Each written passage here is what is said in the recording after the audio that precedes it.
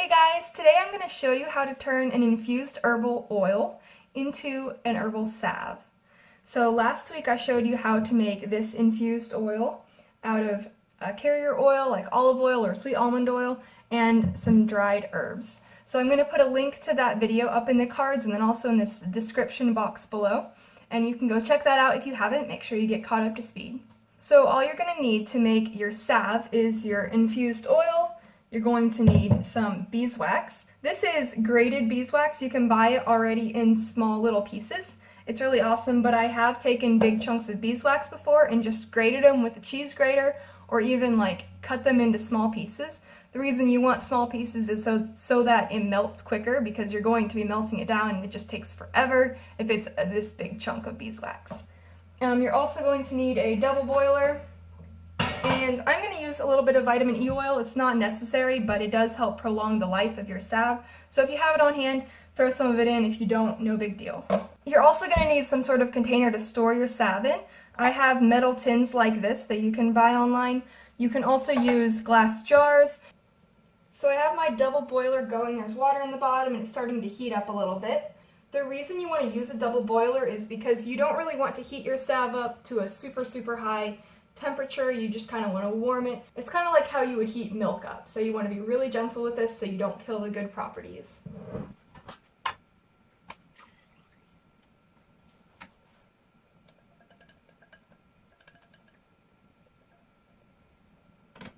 The trickiest part about making a salve is getting the right ratio of beeswax to your oil. If you don't have enough beeswax, your salve will be really runny and it will melt super quickly. And if you have too much beeswax, then it'll be really hard to get your salve out when you actually need it. So typically the ratio is 8 ounces of oil to 1 ounce of beeswax. So I have 44 ounces of oil, and so that equates to 5.5 ounces of beeswax. So go ahead and do that math on your own. Typically you would start with a little less beeswax than you think you need, and then we're going to test the salve and see if it's got enough. If it doesn't have enough, then you put more beeswax in. But if you put a ton of beeswax in up front and you have no extra oil, then you have no way to get it softer if it's too hard to begin with. So I'm going to go ahead and put most of this in here to start heating up. That should work. So it's been a couple minutes and you can see that the beeswax is starting to melt. Some of it's kind of disappearing. That's good. Just take it nice and easy. Alright, the beeswax is completely melted. I'm going to add some vitamin E oil, and then I'll show you how to test and see if your salve is going to be thick enough and has enough beeswax. So you're just going to need a spoon and then a little plate or some foil or parchment paper inside your freezer. Just take a little spoonful of your salve and try not to get it everywhere, and stick it in the freezer. After just a couple minutes, you're going to get your stuff out of the freezer. It should be kind of solidified at this point, like that. So you're just going to test it with your finger. Alright, so that was pretty crunchy for me. Crunchy, it's a strange word, but it didn't melt away. It wasn't super gooey. So that's probably about where I want it, like that. So I'm going to say I have enough beeswax and I don't need this extra bit. If it was super runny or just even a little bit too runny for your taste, put a little more beeswax in, then test it, put more beeswax in, test it, until you get to your desired consistency. All we have left now is to put the salve into our containers.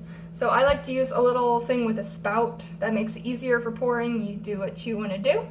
It is a little hard to clean out your containers just because they have a little bit of beeswax and some oil in them, a lot of oil in them. So just choose wisely. Don't choose something that it's really hard to get in to clean it out, I guess is what I'm saying.